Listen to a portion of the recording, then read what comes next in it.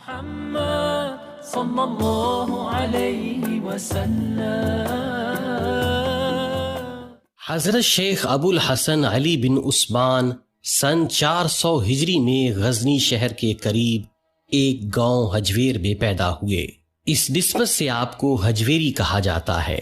آپ کی کنیت ابو الحسن ہے، لیکن عام طور پر آپ کو داتا صاحب یا داتا گنج بخش کے لقب سے پکارا جاتا ہے۔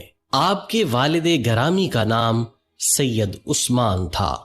آپ کے اساتذہ میں حضرت شیخ ابو العباس اشقاقی، شیخ ابو جعفر محمد بن الصباح، شیخ ابو القاسم عبد الکریم القشیری اور شیخ ابو القاسم بن علی بن عبداللہ گرگانی وغیرہ شامل تھے۔ تصوف میں آپ حضرت جنید بغدادی رحمۃ اللہ علیہ کے اصولوں پر کاربند تھے۔ آپ باروب شخصیت کے مالک تھے۔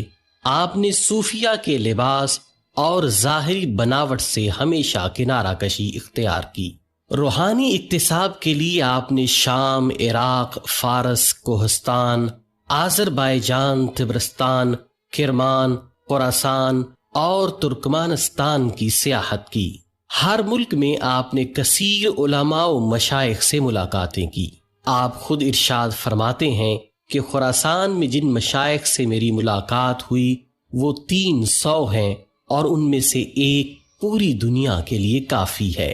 آپ نے 40 برس تک مسلسل سفر کیا، لیکن کبھی نماز باجماعت سے ناغہ نہ کیا۔ جس دن جمعہ ہوتا آپ کسی قصبے میں رک کر نماز جمعہ ادا کرتے تھے۔ 451 ہجری آپ اپنے مرشد گرامی کے حکم پر لاہور تشریف لائے۔ اس سے پہلے آپ کے پیر بھائی حضرت حسین زنجانی رحمت اللہ علیہ یہاں رشد و ہدایت کے لیے مامور تھے۔ آپ نے مجلس بمجلس لوگوں کو راہ ہدایت کی طرف گامزن کرنے کے ساتھ ساتھ تحریری سلسلہ بھی جاری رکھا۔ آپ کی تصانیف میں کشف المحجوب، کشف الاسرار، منہاج الدین، سحر القلوب اور کتاب البیان لأہل الاعیان اور ایک دیوان شامل تھا، لیکن فی زمانہ صرف کشف المحجوب ہی دستیاب ہے۔ دیگر کتب میں سے کچھ کتب لوگوں نے آپ کے نام کی بجائے اپنے نام سے رائج کر دیں۔ آپ کا وصال لاہور میں ہوا، مگر آپ کی تاریخ وصال کے بارے میں مورخین کا اختلاف ہے۔ سفینۃ الاولیاء کے مصنف دارالشکوہ نے آپ کا سن وصال 454 یا 464 ہجری بیان کیا ہے، جبکہ مفتی غلام سرور لاہوری رحمت اللہ علیہ نے سن وصال 464 یا 466 ہجری بتایا ہے۔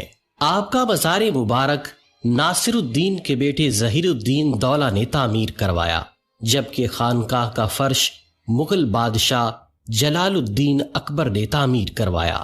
آپ کا مزار مبارک آج بھی لاہور میں مرجع خلائق ہے۔